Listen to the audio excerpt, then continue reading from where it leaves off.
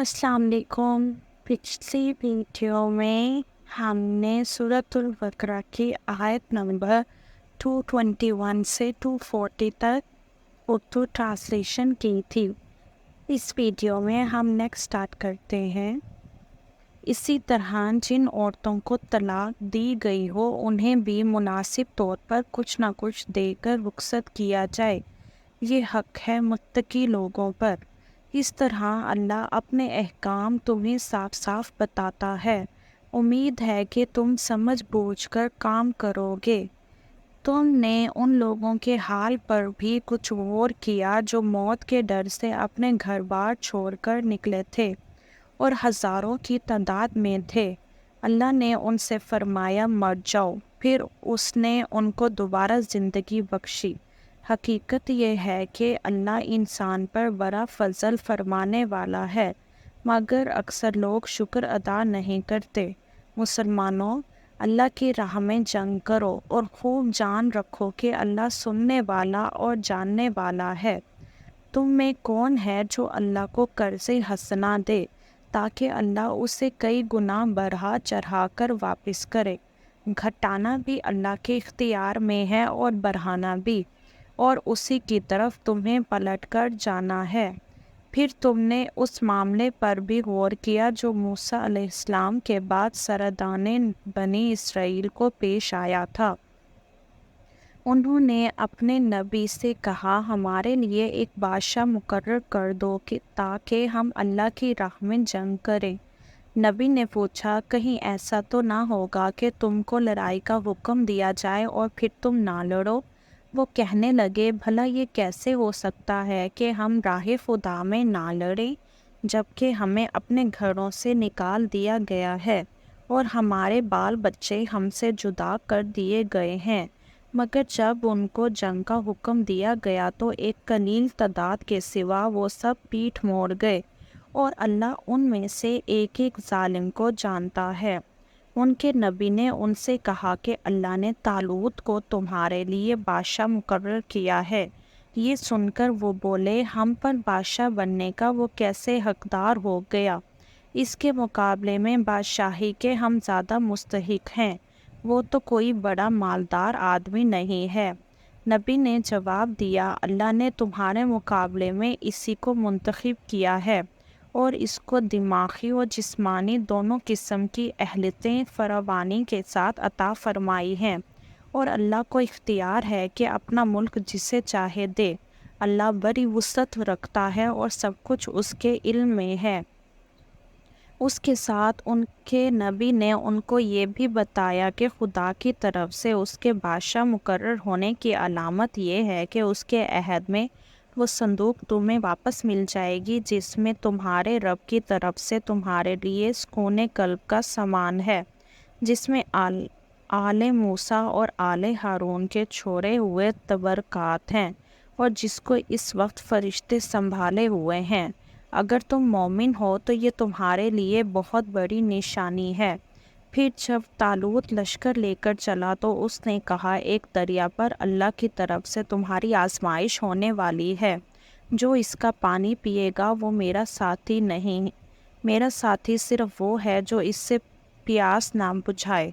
हाँ, एक चलो तो कोई पी ले, मगर एक गिरोह कलील के सिवा वो सब इस दरिया से सैराब हुए। फिर जब तालूत और उसके साथी मुसलमान दरिया पार करके आगे बढ़े तो उन्होंने तालूत से कह दिया कि आज हम में जालूत और उसके लश्करों का सामना करने की ताकत नहीं। लेकिन जो लोग ये समझते थे कि उन्हें एक दिन अल्लाह से मिलना है, उन्होंने कहा, बारहा ऐसा हुआ है कि एक कालील गिरोह अल्लाह के इज़्न से एक बड़े गिरोह पर गालिब आ गया है। अल्लाह सब्र करने वालों का साथी है। और जब वो जालूत और इसके लश्करों के मुकाबले पर निकले तो उन्होंने दुआ की, ए हमारे रब, हम पर सब्र का फैज़ान कर, हमारे कदम जमा दे और इस काफिर गिरोह पर हमें फ़तह याब कर। आखिरकार अल्लाह के इज़्न से उन्होंने काफरों को मार भगाया, और दाऊद ने तालूत کو قتل کر دیا، اور اللہ نے اسے سلطنت اور حکمت سے نوازا، اور جن جن چیزوں کا چاہا اس کو علم دیا۔ اگر اس طرح اللہ انسانوں کے ایک گروہ کو دوسرے گروہ کے ذریعے سے ہٹاتا نہ رہتا تو زمین کا نظام بگڑ جاتا، لیکن دنیا کے لوگوں پر اللہ کا بڑا فضل ہے کہ وہ اس طرح دفع فساد کا انتظام کرتا رہتا ہے۔ یہ اللہ کی آیات ہیں جو ہم ٹھیک ٹھیک تم کو سنا رہے ہیں، اور تم یقیناً ان لوگوں میں سے ہو جو رسول بنا کر بھیجے گئے ہیں۔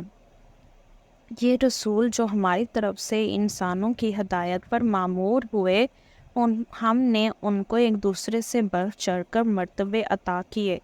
ان میں کوئی ایسا تھا جس سے خدا خود ہم کلام ہوا، کسی کو اس نے دوسری حیثیتوں سے بلند درجے دیے، اور آخر میں عیسیٰ ابن مریم کو روشن نشانیاں عطا کی اور روح پاک سے اس کی مدد کی۔ اگر اللہ چاہتا تو ممکن نہ تھا کہ ان رسولوں کے بعد جو لوگ روشن نشانیاں دیکھ چکے تھے وہ آپس میں لڑتے، مگر اللہ کی معیشت یہ نہ تھی کہ وہ لوگوں کو جبراً اختلافات سے روکے۔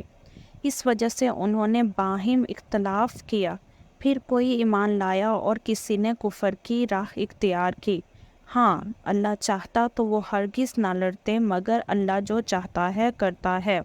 اے لوگو جو ایمان لائے ہو، جو کچھ مال متاع ہم نے تم کو بخشا ہے اس میں سے خرچ کرو، قبل اس کے کہ وہ دن آئے جس میں نہ خرید و فروخت ہوگی، نہ دوستی کام آئے گی، نہ سفارش چلے گی، اور ظالم اصل میں وہی ہیں جو کفر کی روش اختیار کرتے ہیں۔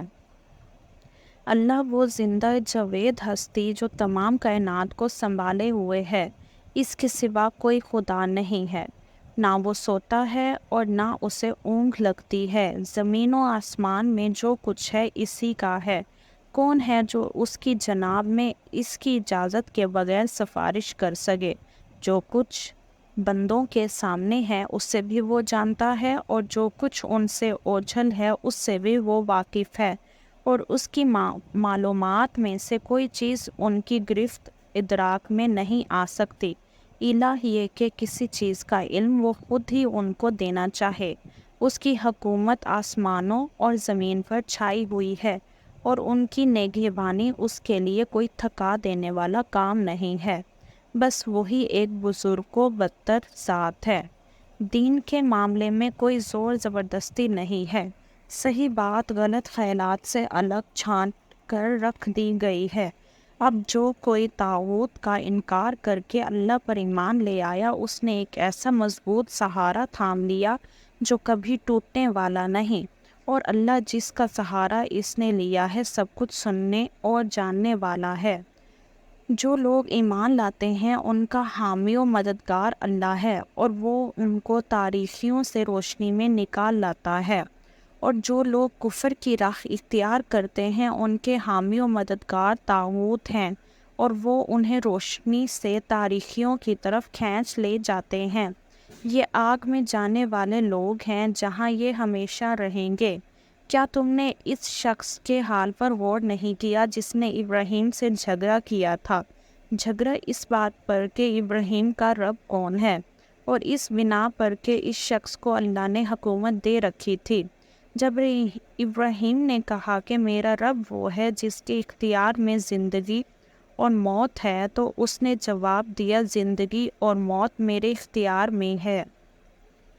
ابراہیم نے کہا، اچھا، اللہ سورج کو مشرق سے نکالتا ہے تو ذرا اسے مغرب سے نکالنا۔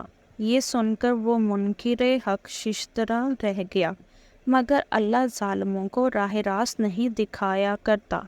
یا پھر مثال کے طور پر اس شخص کو دیکھو جس کا گزر ایک ایسی بستی پر ہوا جو اپنی چھتوں پر اونگھی گری پڑی تھی۔ اس نے کہا، یہ آبادی جو ہلاک ہو چکی ہے اسے اللہ کس طرح دوبارہ زندگی بخشے گا؟ اس پر اللہ نے اس کی روح قبض کر لی اور وہ 100 برس تک مردہ پڑا رہا۔ پھر اللہ نے اسے دوبارہ زندگی بخشی اور اس سے پوچھا، بتاؤ کتنی مدت پڑے رہے ہو؟ اس نے کہا، 1 دن یا چند گھنٹے رہا ہوں گا۔ فرمایا، تم پر 100 برس اسی حالت میں گزر چکے ہیں۔ اب ذرا اپنے کھانے اور پانی کو دیکھو کہ اس میں ذرا تاخیر نہیں ہوئی۔ دوسری طرف ذرا اپنے گدھے کو بھی دیکھو کہ اس کا پنجر تک وسیرا ہو رہا ہے، اور یہ ہم نے اس لیے کیا کہ ہم تمہیں لوگوں کے لیے ایک نشانی بنا دینا چاہتے ہیں۔ پھر دیکھو کہ ہڈیوں کے اس پنجر کو ہم کس طرح اٹھا کر گوشت پوست اس پر چڑھاتے ہیں۔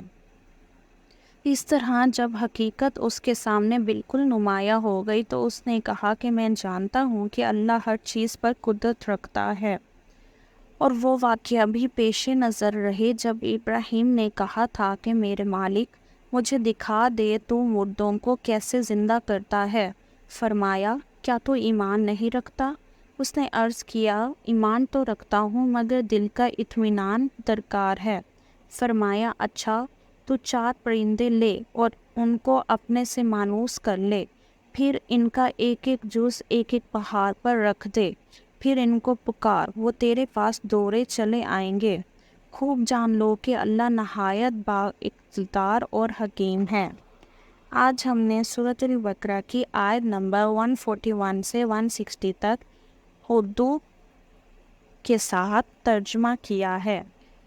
انشاءاللہ نیکسٹ ویڈیو میں ملتے ہیں، تب تک کے لیے اللہ حافظ۔